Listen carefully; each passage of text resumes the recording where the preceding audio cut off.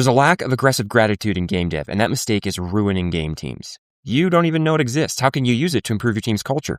If you feel stuck, like you care a ton, you work hard, but you still can't shift the mood, the momentum, or the buy-in, it's not because you need better perks or another process. It's because you don't have a repeatable way to build trust while you lead. Today, you're going to discover what aggressive gratitude is, how you use it to connect with your team, and why it changes the way you give feedback, run meetings, and lead under pressure. My guest is Andrew Brownell. He's a director at Netflix, and he's been in the room where real teams ship real games. By the end of this episode, you will have practical language and simple habits you can use immediately to strengthen culture, even when timelines are tight, stress is high, and opinions clash. Here's what we'll cover. First, what aggressive gratitude is and what it's not. Second, exactly how you use it in feedback so you focus your team without crushing morale. Third, what you do when someone disagrees with you so conflict turns into clarity. And fourth, how you lead through uncertainty so your team feels steady even when the game isn't. Let's get into it. You were reflecting on being a leader in game development, and you said there's stuff that I know now that I've learned, and I wish I'd known it back when I was younger, and I didn't. So we're going to dive right in. First up, what is aggressive gratitude? I work at Netflix and we work on a lot of different IP sort of based games. And one of the things that has allowed me access to is like sometimes I've actually crossed paths with people that are in the film and TV side. And when you meet people and you get to know them and you work with them, you get a sense of you start to spot patterns. And one thing I would say is that across all of my interactions there, I just kept observing this quality that everybody I interacted with was just super great to collaborate with. They were kind, they were present, they'd look you in the eye, right? They really wanted to make sure that they were being a good partner to the conversation, to the meeting, to whatever we were trying to achieve, right? And it wasn't like this phony sort of facade. It was like, no, they legitimately, they're thinking about it in a way that's intelligent, which is like, they want to make sure that in the future, people think of them as a good collaborator, a good partner. But I think it's like, there's this recognition in the room that like, hey, we're both here. We're both trying to do something that's worth doing. And so we should be sort of gracious to each other. I think a thing that has sort of been impressed upon me from a young age is my dad was always pounding this idea to me, like always say thank you, send thank you notes, like always like follow up with people and try to be grateful for what you have. So it's sort of combining those two things together in this idea of just, I think you can really use this frame of being like aggressively grateful in all of your interactions as a mechanism to both, I think, get more enjoyment out of just life. Like I think it actually is very healthy to bring that to your conversation with it. But I think it does a bunch of really positive things, like for you in an interaction, right? Because if you show up to a conversation and you're like, I really want to be present and I really want to consider the work that somebody else is doing as a real gift, right? Like that the thing that they are giving me, like, I have this problem and we're trying to figure it out. We don't know the answer. And it's really hard. And there's a bunch of work we're going to have to do. And these people are jumping in this room with me and we're going to figure out the solution to that problem. And if you're like, wow, that's really cool of them to do that, right? Like that, they don't, I'm lucky that they're here and I'm grateful for them that they're here to do that. And I think you might feel that way if you really reflect on it. Like, I don't think people really stop and reflect on it that way as much as maybe we all should. But I think if you actively try to do that, then, and you actually express that, what I've seen is that it's actually a really powerful tool for building trust and building relationships, right? And confidence. I think you can use this in both directions. Everybody's boss has a boss, right? And so I'd say, like, if you have stakeholders and you're working with them on a thing, I think it's very easy. I've seen a lot of cases where it can be antagonistic between that group. Like, oh, they're telling us to do things and it's blowing up things, it's creating fires, and it's sort of the swoop and they don't poop. understand us. Right. They don't understand. Exactly. They're not close enough to the product. I think if instead you come at that from this place of gratitude, you're like, okay, this person is super busy. They're taking the time out of their day where they've got 15 other fires to come and give us attention and think through our problems. How can they help us? How can I set them up to help us? And then afterwards, how can I make sure to give them a lot of thanks for them helping us navigate something in a really clear way, right? And I think if you just walk through the motions of doing that in every interaction you have like that, then it very quickly it's like, oh, I think that will build confidence from that other person, right? Because you are doing the groundwork to set up the right conversation.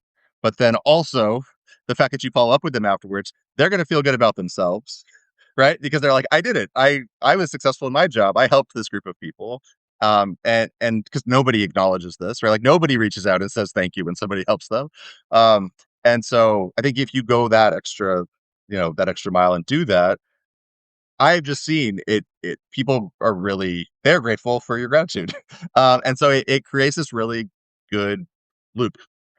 I'd say like sort of the opposite angle, like if you have people on your team, if you come to a conversation, right? And like, so I have a lot of cases where I'm reviewing things. There's like, oh, a group of people, we have some sort of objective, some goal.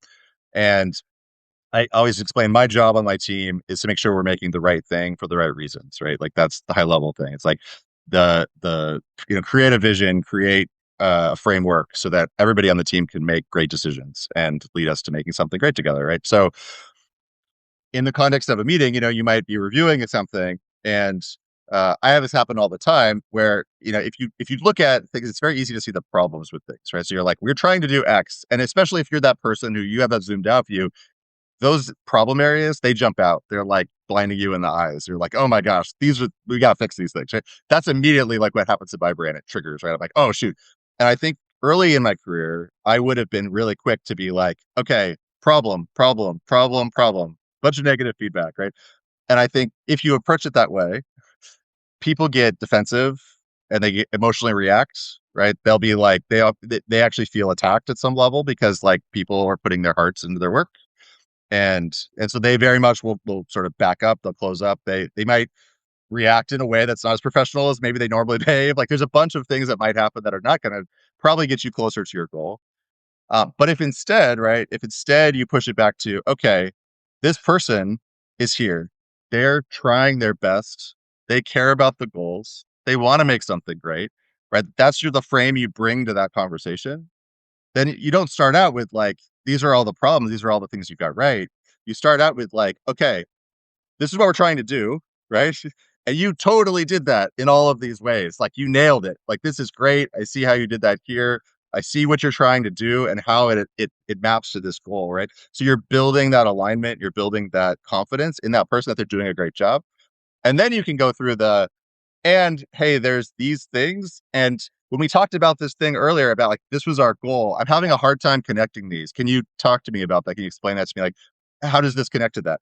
And if you come to this idea that like, hey, all of the work that they put into it, right, was awesome, and you're inspired by it, and you're grateful that they did it, right, and you put that praise on them in a very active way, then I think what ends up happening is then that person goes like, oh, well, this person thinks I'm doing a good job.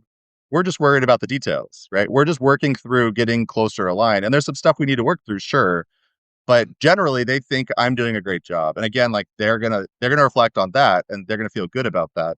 And then they're gonna feel good about you for being the one who said all that nice stuff about them, right? That they were nailing the goals, they were doing the right things that they were supposed to do, that they understand what the objective is, right? So I think it sort of goes both ways, and I would just say like it's very helpful in across. There's a bunch of different dimensions it's helpful for, but I just think, yeah, when I think about this topic, that's the idea. It's like bring your full self and really just think like really deeply about like how lucky we are to get to do this as our job. Like making video games is like it was my dream job from being a little kid, and like somehow I get to show up and I work with some of the most talented people like in the world, and like they inspire me every day, and they're creative and they're smart and they come up with solutions. They tell me why something I want to do is crazy or dumb, and it's like, I'm so lucky that I'm around those people. And I think if you think of it that way, it's just, it will reshape your reality in this like super powerful and healthy way. So that's the idea. There you go. Aggressive gratitude. No, I love that. And as you were talking, I was like, man, I wonder if I've become hyper cynical. But and I appreciate that because it's a reality check for me, even in the relationships I have and make and how I think about things. Because you're right, we do fall into the problem. Okay, here's all the problems. Here's all the problems. Here's all the problems. And I also want to call out too. I think I don't want someone to misunderstand what you just said as the whatever you want to call it, the critical feedback sandwich approach. Yeah, of like, yeah. I'll say something nice and then I'll give you the it's like, but you're actually talking about something much more than that. And I think also there's a note in my mind around, this takes time to do. This takes investment from you to be expressing that gratitude. Often I think leaders can feel like they're trapped and like, okay, I've got, at the end of this meeting or this thing, in order to maximize efficiency, I'm just going to give you the 30 seconds of things you need to fix. And so that I can get on the next important thing, so that I can get on the next important thing, so that I can get on the next important thing. Because we're all so busy, right? And actually pausing and going, what the most important thing right now to do is model the culture I want to have inside of this organization. And that is a culture of gratitude. And so I am going to encourage you, talk about what you did well, but not in some sort of like, I bamboozled you into hearing the negative feedback, right? Like the sort of simplification of the sandwich. Good, bad, good. It's actually like, no, this is genuinely how I feel about this. And I am very grateful for the work you do. And it's interesting, I think in game dev, such a high percentage of the people I work with are high quality, creative people, highly interested in doing the right thing. Like there's a few bad eggs that exist out there for sure. There's someone who's incompetent. There's someone who's, self-absorbed or narcissistic or like those exist. Sure. But broadly, like vast majority of people, the approach you're talking about matches them and would be motivating, not demotivating to them. And help them want to continue to engage with you and collaborate with you and work with you to continue to get in that room and solve that problem. Does this sound familiar? You're in a leadership role at a game studio. Everyone is busy working. No one has any time. But the actual game itself isn't in a good spot. Maybe it's the tech. Maybe it's the lack of a validated prototype. Maybe it's that every person seems to have a different idea about what we're trying to build. But you've got a job. There are reports to send, meetings to schedule and facilitate, the occasional season of performance reviews to go through. And everyone is always so busy. When you step back, it makes you wonder if everyone is just going to keep slowly walking towards the abyss until the project or game fails. Is this what it means to be a leader in games? In tech? To endlessly repeat the same sequence of meetings without really moving the needle? To spend hours trying to get Jira tickets and dashboards where they should be? To pretend that everything is fine when you know deep down it really isn't? It doesn't have to be this way. You can make a difference. You can help your team and game succeed, but sometimes you need a bit of help to get there. I've started a game dev leadership accelerator. It aims to level up leaders who see opportunities to make a difference but don't know how to capitalize on them. We'll walk through what it means to lead well and give you tools to understand your organization's challenges and implement changes to overcome them. Game dev is hard. Knowing how to lead will give you an edge. It will still be hard, but you'll be ready to tackle it. If you're interested, let me know below. Hit the link. I hope to see you in the accelerator because I believe better leaders will help teams make better games, and I look forward to someday playing what you create.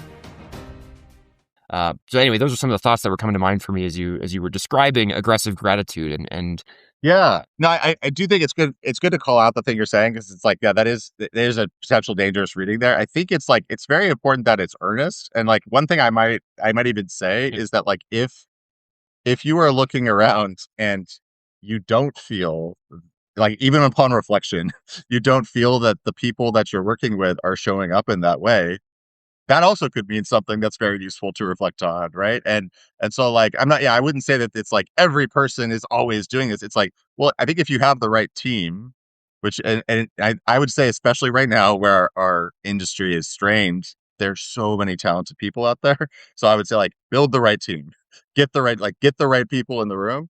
But once you have that, it's like if their goal is making a great game, if their goal is doing great work, if their goal is being a good colleague, like, which I would say if you ask most people, they probably would say yes to all of those, then it's sort of like, okay, great. Like, really reflect on the fact of like, is that person showing up in those ways right now? And if they are, it's like, well, they're doing what they're supposed to do. So it's like, it doesn't matter the details of the assignment we're doing. Like, that level of work doesn't really matter that much. Like, if we have a good relationship and I could give you feedback and I could talk to you about how we get closer to the goal, that stuff's going to get figured out really fast. But it's like this other stuff is like, if you don't do it, what I would say is like, it could make every step along the way harder. You can like breed distrust. You can, like I said, you could draw an emotional response for people. They put up a wall. They don't even like think what you want to do makes any sense because they're not even listening. Like there's so many things that could go much worse. So I would just say like it's like, yeah, it's important that you're earnest about it, but to me it's not that big of a lift if you have a great team. Like if you have people that are showing up. So There's the other thing that's coming to mind, and hopefully this doesn't come off as like Machiavellian, but like a pragmatic look at this is when you're a leader, you are responsible for leading for all future time horizons. Yeah. And again, not doing this in a way that it's a facade and like it's not real. Like you said, this should be earnest appreciation. Mm-hmm. You are taking care of the culture and the relationships in a mid and long-term focused way versus, again, that leader who's just going like, I'm busy all the time, blah, blah, blah. That person gets caught in short-term thinking over and over and over again. And the short-term thinking breeds more short-term thinking as the relationships break down and things get harder and harder and I have more problems that I need to solve and I focus more on those problems and I'm always busy. There's always something to do. But what I haven't created is a bunch of people who are set up for mid to long-term success in a cultural sense, in a relational sense, which is so much more important than people realize. So anyway, dude, I love it. Okay, aggressive gratitude. All right. Second thing, you basically put this, I'm going to read this to you as a question. Leadership. Why are you here? Yes. So you've actually touched on this in some previous podcasts. So yes, I think you and I are aligned on this. We're pretty aligned on this. I want to hear you talk through it. But I think at a high level, I think it's like I kind of mentioned this before, like what I think of what good looks like, right? Is there are a bunch of people that are on your team and they're gonna like inherently be myopic. They're looking at problems with their very specific lens. And what I think a successful leader does is it's like you're aiming at a mountain. You're like, we're going to go climb that mountain, right? And I know if we go there, it's going to be a good place to go, right? But the thing is, it's like you're not going to be in the room for every decision. You're not going to be sitting on the shoulder of every developer, right? Like talking in their ear. And so it's like, how do you scale people into a place where they can make decisions? Where they can progress to the mountain. Yeah, right. And so like a frame you could kind of use here is like there's a lot of uncertainty in making games, and I think leadership brings some level of comfort to that uncertainty. Now, I will say like there's like a really simple version of that, right? Which is like you could be like, oh, there's some sort of dictator, and they're like, I'm just telling you all the answers, right? And then you could feel very confident, right? And you might even have somebody on your team. I've had this feedback reflected to me over the course of my career before, where somebody's like, I just want you to make the call, like just tell me what to do, right? And it's because like they feel such discomfort in the uncertainty that it's actually like really bothering them. Like they're like it's getting in the way of them feeling like okay to do their job.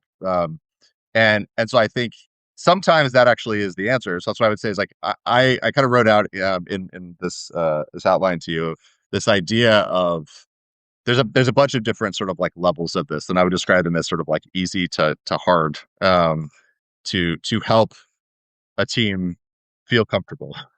And the first one is basically the thing we're just saying, which is like, let's say you are the SME about a topic. And so somebody comes to you and they're like, we don't understand this thing. We need to figure it out. And it's causing all these problems. We need to have this decision made, whatever.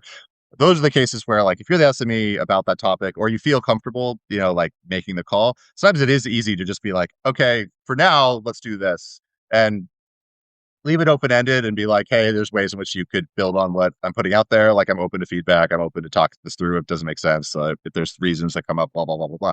But just go, right? Because I don't want to get in your way. I just want you to be unblocked and go. And I think that's good. I will say, like, and this is the bit with that one approach is make sure to take the time yourself to deeply think through the response you're giving there, right? Because this is like the least sort of like checked version of getting to an answer. And so as confident as I think a lot of designers, a lot of like sort of leaders are, it's very easy to be wrong. You're gonna be wrong a lot. And so I just think it's a good idea, even then you could be really great to tennis ball your ideas with other people you respect and just before you go and be like, here's the call, The one thing I would say too, though, is like the thing it's worth spending time on at any point, and I would say anytime you communicate, and this is a big burden on communication for leaders, but I'd say anytime you communicate is try your best to connect things back to a framework or goals or the vision. Period. Every time. Yeah. Which, like I Point said, to the mountain. no, exactly. And I think it's important because it's right. If you go like, should it be red or blue? You're like, blue, walk away. Right. The next time that same thing happens, they're gonna come back to you and be like red or blue, right? Because you didn't teach anybody anything. You didn't explain why that was a decision that makes any sense. But if you're like, oh, it's blue because that's a convention in UI for this sort of problem, and there's these games that do it, and it's a good starting point. So let's start with that. Like, you just explain your reasoning, right? And then you go like, and the type of game we're making, we're gonna have an audience that they're gonna understand some of those concepts. So like, it'll short circuit that. Great, let's just do it as much as possible, right? Point stuff back to the why, and it points stuff back to the audience. It points stuff back to like, how did you get there? Um, so that's the easy one. That's like the easiest one to do.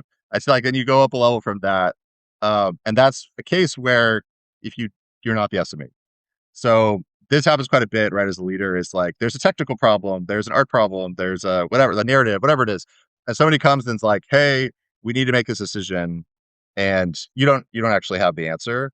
It's like that's a really great opportunity to build up the experts on your team, and so like going directly to those people, and again, this just gets to the gratitude thing, but really coming to them and being like, "Hey, I super value your take on this. Here's a bunch of context. This is the problem that we have in front of us.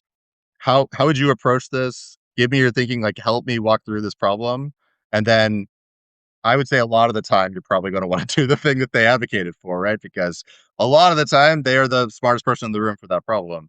Um, but I think what that then does when you reflect that to the team and in front of that person is you really are building up this cultural value that the best idea wins, right? So, which I think is just a good thing to do. Like I would just say, like in any culture, I would highly encourage people to have the best idea wins, right? And so, by leading on experts and just being like, hey, I'm gonna let them make the call, and I'm gonna actually call out the fact that they made the call, that they walked me through their thinking. I might even on the spot be like, we made this decision. Hey, Bob helped me figure it out. I'm gonna have him walk you through the thinking, right? And have him express that stuff because the idea is you want to build this culture where like people are like, oh, cool, like my leaders care about doing the right thing, and they went to the people who know better, and they went with that answer, right? So that's good. I say that's harder because it's more work, but I think you know, do that extra work, and then I think you get rewarded for it. Um, the third one, and this one I think is maybe the hardest in this list, and it's basically the idea of sort of like build resilience on the team to uncertainty. And I say this is hardest because it's like it's a bit of a mindset shift for people. Uh, I think most people don't actually think about the fact that we don't know the answers to most questions. Like, and it's very unsettling to really deeply think about that. I think for a lot of people, I think as leaders, you're almost like forced to because you're just like fire, fire, fire, fire. It's like okay, there's a lot of stuff we got to figure out. We don't know the answers right now. But I think an individual on the team, like I said, it can make them feel very uncomfortable. And so I think what you want to do is spend a lot of effort reframing what the work is. And so what I would say in this case is like, sometimes you talk about these like a spike in engineering, for example, but it's like the idea being like change the goal. So the goal might have been before like, oh, we need to figure out, I don't know, we need a concept of the setting of this environment that we're going to build. So that's the work we're going to do. Um, and so now, if that's all you did, you just hand that to somebody. They don't have any context. They don't understand what good looks like. They don't have a framework for doing that well. Who knows what you're going to get back? Like the thing that they're going to do their best, right? But there's a bunch of stuff that you haven't made part of the the actual assignment. And so the thing that they're going to come back with a lot of the time is like, well, here's my best guesses based on my experience, based on my point of view, and that could be good for a bunch of reasons, right? But it also might totally miss, right? And it's got a very high likelihood of totally missing because it doesn't have enough context. If you reframe that and you go, okay, what we need to do is we need to figure out what a good environment of this type is. We actually don't know what that is. How are we going to do that? and you work with that person to be like, okay, but we need to figure out color palettes, and we need to figure out, like the amount of props we're going to put in the environment, and how procedural we're going to go, and whatever the things you want to talk about, right? What are those axes that you want to test? And you frame it around that. It's like, we want to figure this stuff out. And then you generate work around that. So the problem is actually the work. The work is, how do we solve this unknown thing? And you frame it to them as they're successful if they get us closer to understanding that. And I think it's a really critical, it's just literally just a framework of your mind of how you're thinking about the problem, right?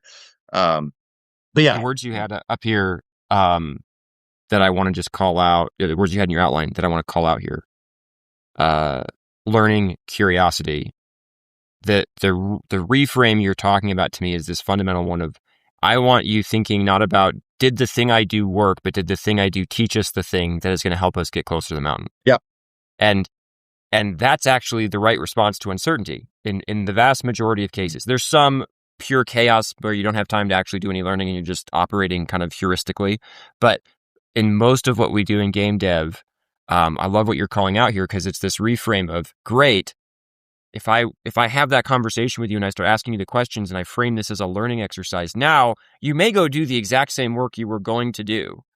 But now when it doesn't work, but we all say, great, we learned this, and this, we can all say, yes, and that's a win. That's a win. Exactly. Is the win.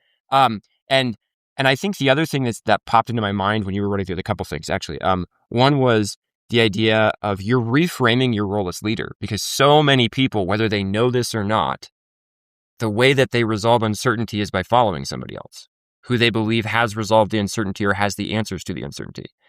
And you have to, as you said about that person who comes to you, just tell me what to do.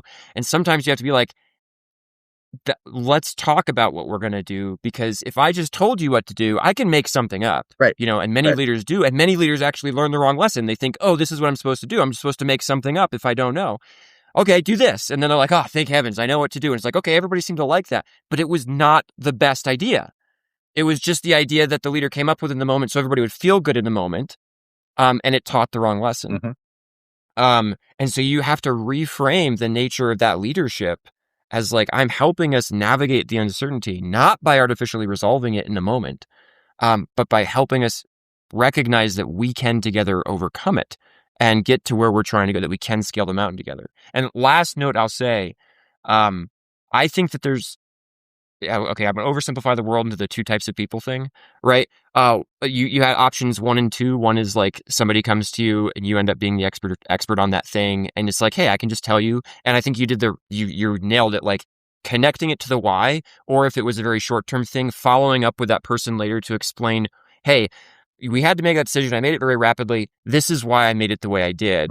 I'm letting you know this so that like, you don't always need me to make that decision. Still feel free to come to me and ask, but like, let me know, like try your own decision on this now that you have more context around it.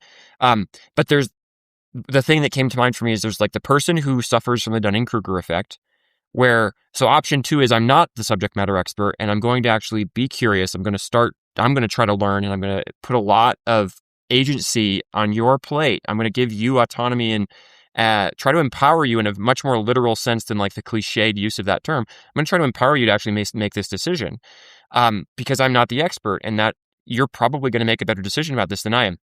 The Dunning-Kruger comes into play when you have the leader who actually thinks that they do know how to do all those things. And so they just jump to the first one over and over and over, because they're like, oh, I'm the expert. Okay, cool. Oh, I know something about this. Oh, well, I've worked with a lot of artists before, so like you should do. It's like, dude, you don't know what you're talking about, but you're in the Dunning-Kruger, the top of the curve of the bit where you're just like, yes, I've read 3 articles on LinkedIn and, read a short book, and now I am an expert in this, right?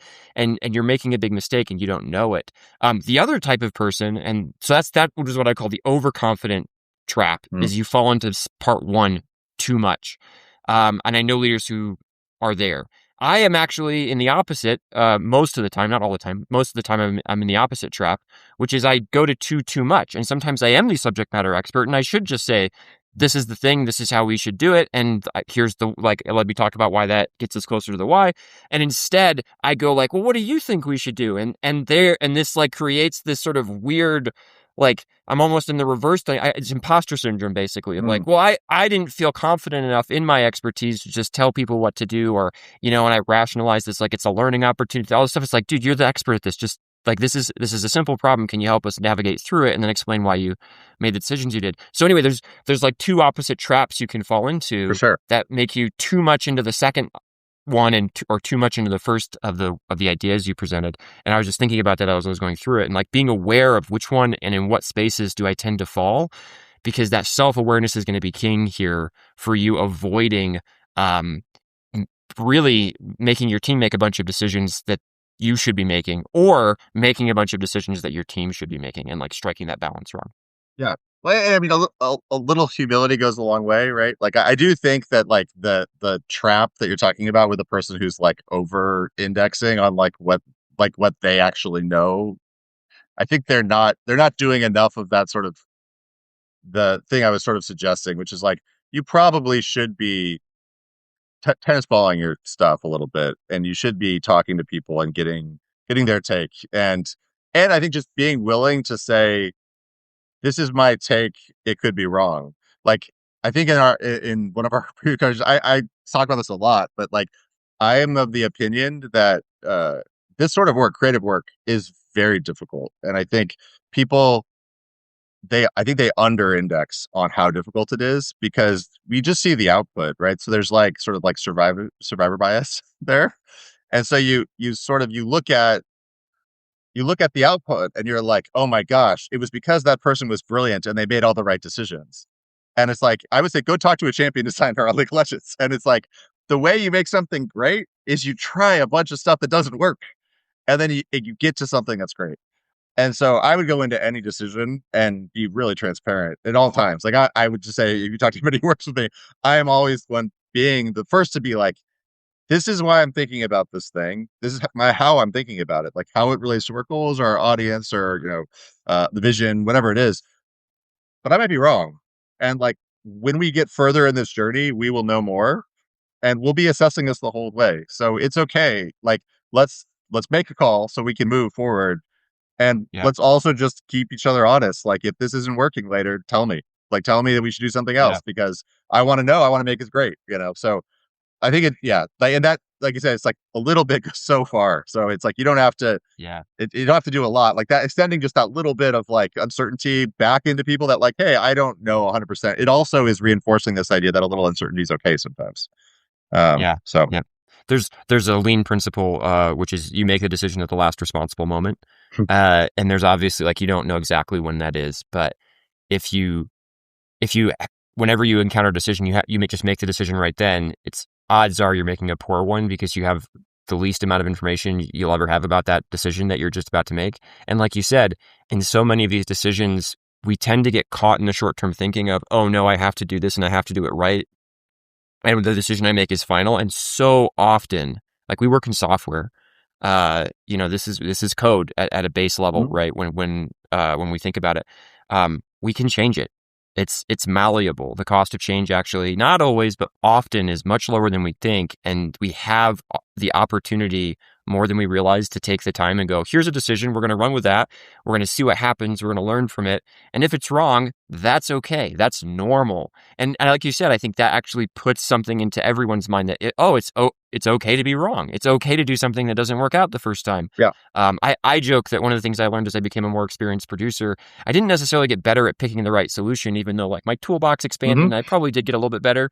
But what I got way better at was like trying something and then chucking it when it Yep. wasn't working. I just got really good at being like, Fail fast. okay, how about that? Yeah. And then they're just like, that sucks. I'm like, let's get rid of it and try something new. And I didn't the sort of lack of ego investment in the decision, so that people can call you out and say like, hey, I don't think this is working, and we can talk through it. So, dude, great stuff. Okay, I want to get into your third point here.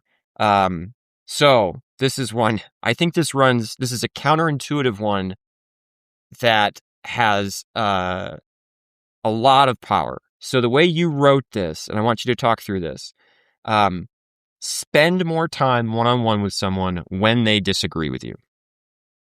Yeah. What's going on? So I think in general, uh, if you're all indexed right towards the goals and you're trying to do a thing and there's somebody and they have a ton of belief, right? Like deep belief in their heart that the thing you said doesn't make sense, or like they feel way differently about it. There's a danger there, right? That you can both walk away from that feeling like that person's a dummy. They don't understand. It's like they don't have the context. They're not the expert, whatever. And it actually like erode your perception of each other.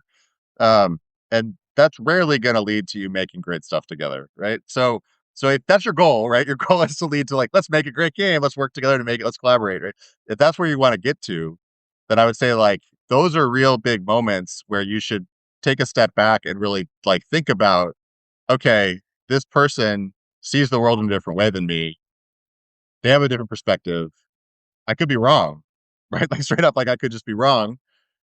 And if I'm not wrong, and I want to make sure that they're aligned, right? Like even in that case, that's also a good. So it's worth investing in working through that, like working through the elements of really deeply understanding each other, and then and I think giving giving an acknowledgement of value to the other person, because I think one of the biggest things that happens when people disagree is it feels zero sum, but it often isn't. It's often like it's just two different perspectives on how to get to a goal. And Hmm. and so when you actually like try to articulate out, okay, like what is the thing that's important about the solution that you're proposing? Like why is this important to you? And you really deeply listen and try to understand that and reflect back to them. Okay, so this is important. You can then calibrate it to the vision, the goals, the mountain you're trying to climb, right? So somebody might be like, "Oh, this is really important because, really core players of this genre really like this feature, in this other game." And so then you might go like, "Oh, okay, that's true. Like the thing you're seeing is real. Like that's the total thing." Our game, we're actually like not going to get that audience. Like that audience isn't actually who we're targeting. We're targeting this other group of people. And Hmm. it actually might be worth just being like, "Hey, so do you think that that audience is going to come to our game? Like we have, one of our values is like way more approachable, or like, like whatever it is, right? Like being able to like have that conversation, but you're bringing it back to like the framework, how you're making decisions. And you're not saying the thing you're saying is dumb. You're like, that totally makes sense. If we were going for that audience, that's totally what we should do. That makes, it has value. Yep. I think one of the things that's just, it's very easy to talk past each other when you're disagreeing about things. And so I think it's harder to do that one on one, right? Where you're actually like present and deeply listening to people and trying to understand their point of view. And so yeah, I would just say like, and there are versions of this that I would say like it could go bad, right? Like you might just have a toxic person on your team, and that Sure. person, they're always causing, they're always just Yeah. saying disruptive things. I They're have being one in jerks. mind. Yeah, I have one in mind that I spent a lot of one-on-one time with, who you're aware of, and it was not a good outcome. right. But to your point, the absolute exception, in my career. Yeah. So, and I think the other bit that I've seen happen a lot in those conversations will be it gets to that space of some of that humility, but it gives you this moment to, because sometimes what will happen in those conversations is like if you really do come with them with an open mind, you might actually go like, oh, this other person has a point. Like their perspective is reasonable, and I might be wrong, but we need to make a decision. Like we have to do a thing. We can't do four things. We have to do this one thing. We have to go some direction. And so it can be this acknowledgement of like, hey, I still think we need to do X for these reasons, but let's keep an eye on that. Like the thing you're talking about is good, and I'm not sure I'm right. And so again, like come make make me honest, right? Like come check back. Let's reevaluate this as we go forward. Maybe we have time. We can do both. Like maybe we'll have time to add that thing later, or we can look at that later, right? And so I think that can happen a lot. Like seeing the Yeah. range of the problem space together can just be really really useful at just like making the other person feel heard Yeah. and just again you can I was in those cases, right? The more that you can be like, and there's a graph you can draw on a Miro page, or some words you could write, in a sticky, or something like some way in which you can say like, here's this thing, and we're not going to lose it. We're going to put it here, and we're actually like, it's a learning. Like, oh, we don't really understand this. Like, how often should we be doing, I don't know, surprise moments in like a level or something? We're trying to figure that. We're like, we have no idea. It could be every 5 minutes. It could be every 20 minutes. Like, we're not sure. It's like, okay, here's a thing we don't know. I have a guess. That's why I'm advocating this way. You have a guess. That's why I'm advocating this way. I don't know which is right. So, like, when we get to building that part of the game, this is a thing we should do work around. It's like acknowledging actually we don't know. And again, that builds up this credibility that like all you care about is getting to the right answer. And so it's not a dogmatic thing. You're not trying to be right. That part doesn't matter. All that matters is trying to get to the right answer. So great, we found future work. Let's make sure we tell our producer that we need to do this work, right? Or whatever. So Yeah. so yeah. There's something I've heard before, which is the person who disagrees with you is the person that provides the most opportunity for your learning. And because the person, it's tough because they're also the most difficult people to be around in some sense, because like there's disagreement, but all the people that agree with you are less likely to teach you anything really different from what you already know. And they'll, help you in the edges and stuff like that. But it's the people that disagree that have the most to teach. Well, and I would say too, like one of the things that I've had a bunch of people reflect to me, like very good observations. So you're just like, huh, that's true. And one of them was this idea that like a lot of artists, they got into art because they have a certain skill set, and that skill set is like the ability to imagine. It's ability to like conjure things up. Like there's a bunch of things there, right? Like that are particular skills. And I don't want to paint too broad a brush, but communication, for example, might not be the thing that they went into art because they're really good at communication. And so sometimes it's like, you might work with a person and they disagree with you. And it's actually like some amount of work to get them to express that in a way that's actually useful. And they might not come to you with that. Like I have an engineer that I work with all the time that he is so good at pointing out the like, why aren't we doing this really obvious thing? When he says it, you're like, oh shoot, like I didn't think about it. But he also will say things that sometimes you're just like, what the hell are you talking about, man? Like I don't even understand at first, right? And then you dig into it with him and you're like, oh, this is the thing you care about. And you're trying to express it in this way, and it's frustrating you because this is important to you, right? But it's like you have to put in the work to unravel that, to like pull that out of them. Yeah. And I think it's important to acknowledge that, like, I think when we're in leadership, there's a lot of effort and attention put on developing communication. And a lot of people haven't spent that time, that attention, that effort. And so it's actually like a thing where it's like, it's you have to come to them where they are and just realize that like, they're not doing anything, intentionally to like not, to be opaque or difficult or anything. It could just be like, hey, they haven't had to communicate this thing in 30 meetings like you have, and so it isn't as crisp in their head as an idea as it is to you. Yeah. So Yeah.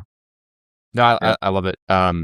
The frame of you can be there shouting at each other and like seeing each other as the problem, or you can extract the problem away. Like you said this earlier, like the work is the problem, and now we can stand shoulder to shoulder and go, how might we solve this? Yeah, that's huge. And I think that reframe is kind of what you're just really like, get in the room with somebody and try to understand them.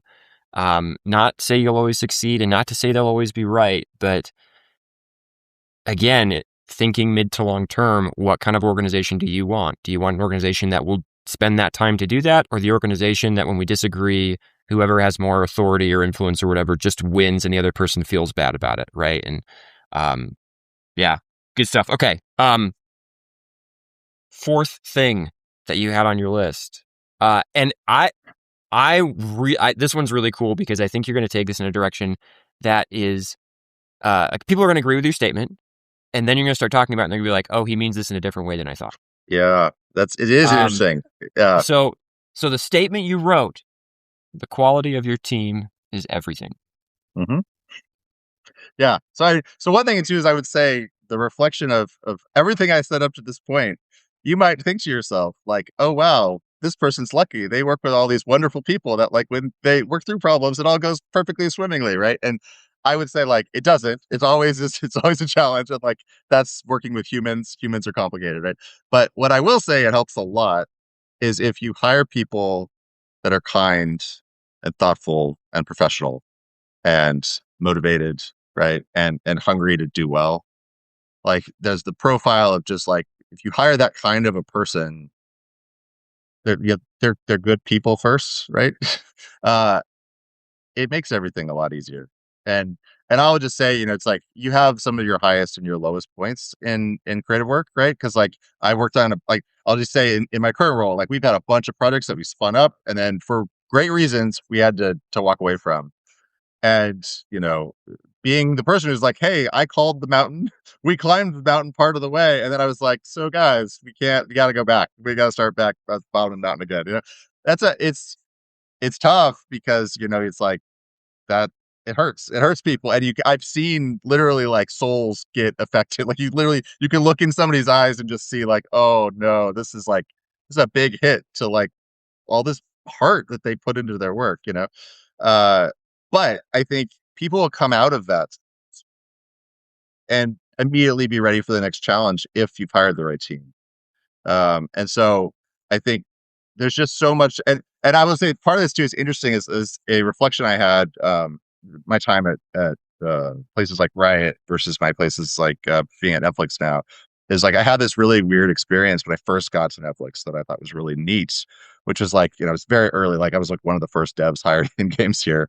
And I went and talked to a couple people. I needed help with something so I'm trying to get to the bottom, get some information from our insights sort of team that data and stuff. Nobody knew me. I was just some random person, but I was like, "Hey, can I set up 15 minutes and chat about this thing?" And super kind, gracious, like, "Yes, absolutely." And they had prepared stuff for the meeting, and and it's like didn't have any like nobody is like making that part of their job, right? They just did it out of like they wanted to be a good colleague to a colleague. And I think if you encounter that, where you encounter that, like it's a tremendous thing to work in a place where people just their default is I want to help other people. Um, and I want to be, I want to be professional and I want like it's like that stuff isn't getting in the way. And I would just say that like the industry, there are so many people out there that are amazing. And so I would just one of my mentors, Joe Tong, who I think he's leading Theorycraft now. He when I first mentioned I was going to start a team when I came to this current job, that was his advice to me. And I think it's like this advice, it's like hire a great team. Yeah, and I it is the best advice I've ever gotten from anybody. I think it's like it is so critical. You hire great people and everything else falls into place. Um Hmm.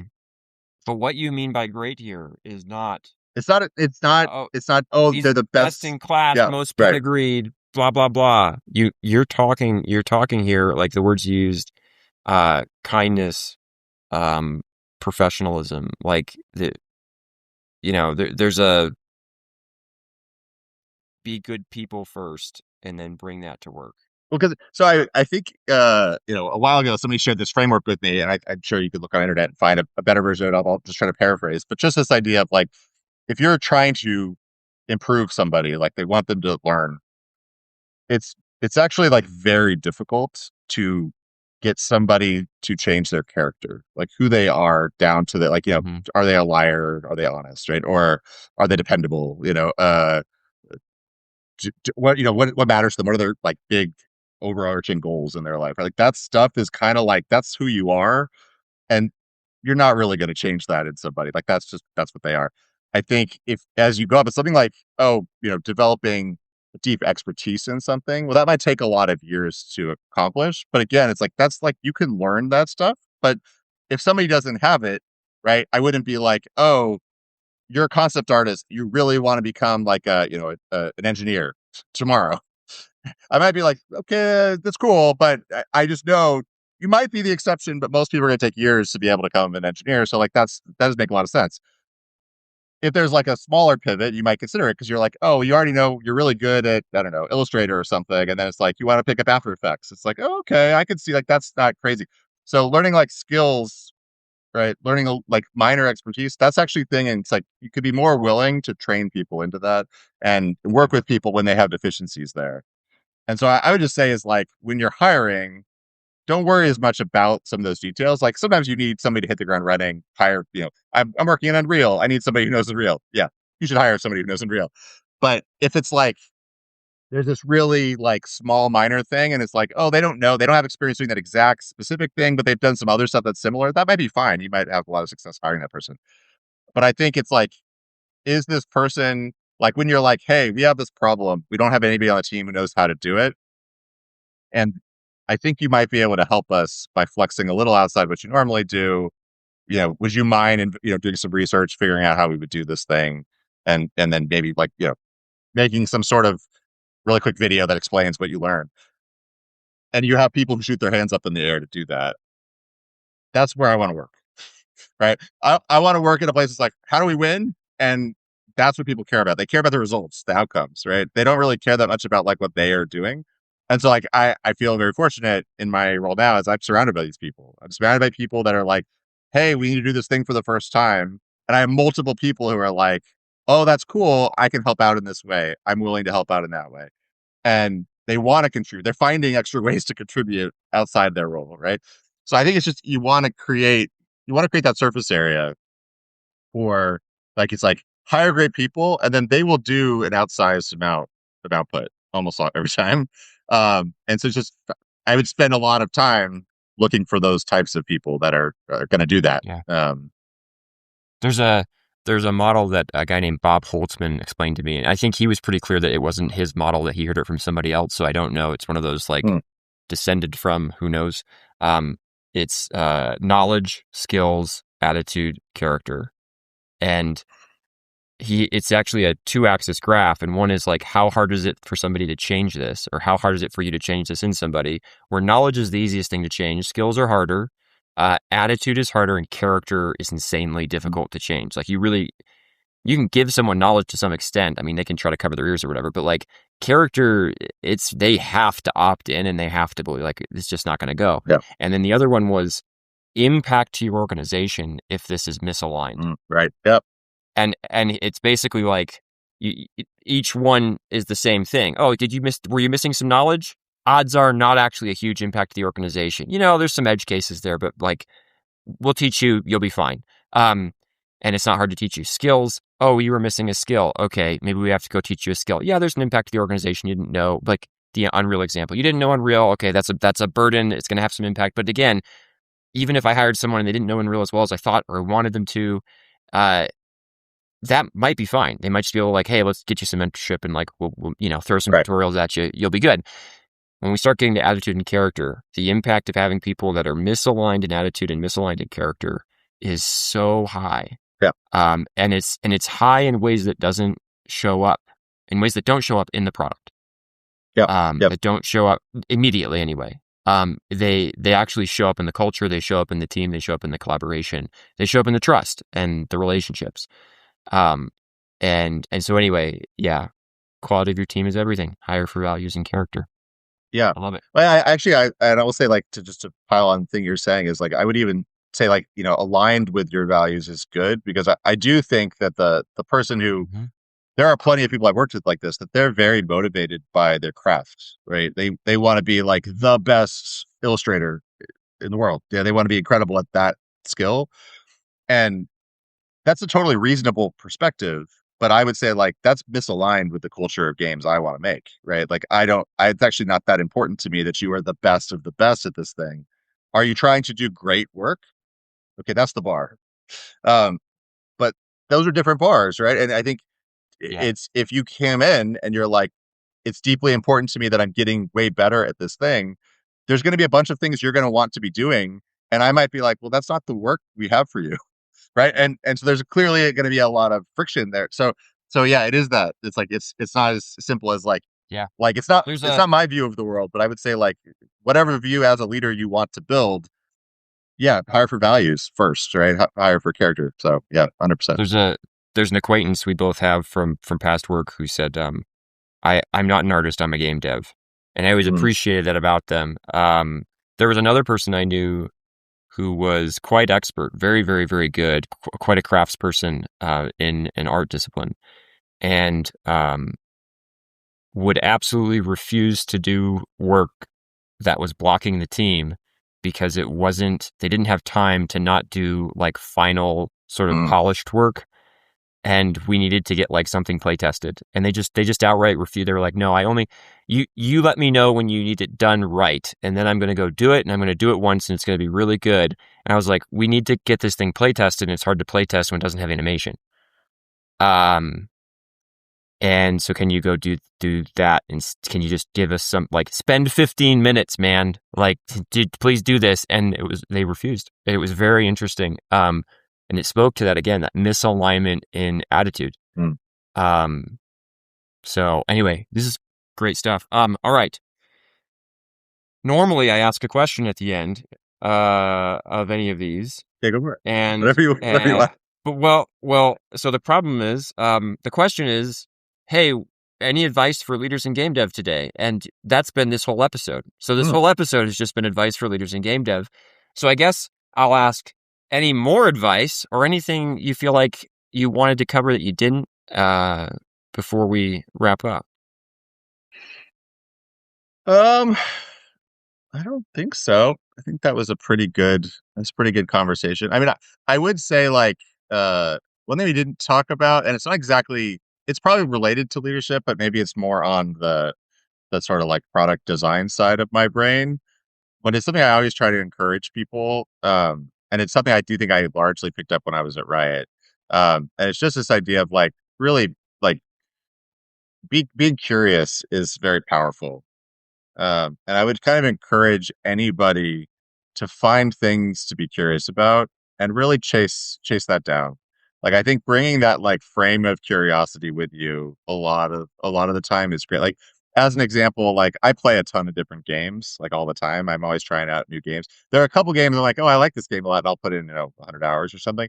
But the vast majority of games, if you looked at my Steam library, I played for like an hour or two. And it's literally just because I'm like, I want to see what the thing is that's in this game that's neat. Like, what can I learn from this? What's different here? And I would say, like, every game that I've worked on, I go and play every game that I can that's in the genre of those games, right? And check out every single one. And it's like, it's just this thing of, like, what can you do to gain a better understanding of the audience, of what it feels like to be a player of this game, to understand, like, what has worked, what hasn't worked, right? Like, and I think that applies in the context of on a game dev team as well as, like, on the product side, right? And I think it's just good to, if you have that framework of, you coming at stuff with curiosity, it gets you a lot of the way there. So I would just encourage people as much as possible to, like, jump into the deep end of if you're, because the thing is, I think just as humans, we're just naturally curious. And so I would just say, like, if there's things that you're like, I don't understand this thing, it's like, don't let that settle in. Like, that's a great reason to go do a bunch of work and, like, figure it out, explore that. So yeah, I think that's it. Awesome. All right. Where should people go to find out more about what you're doing or anything like that? Is there anywhere you want to send people to? No, not really. I don't. Yeah, it's funny. I don't do this sort of stuff, though. It's been a lot of fun. I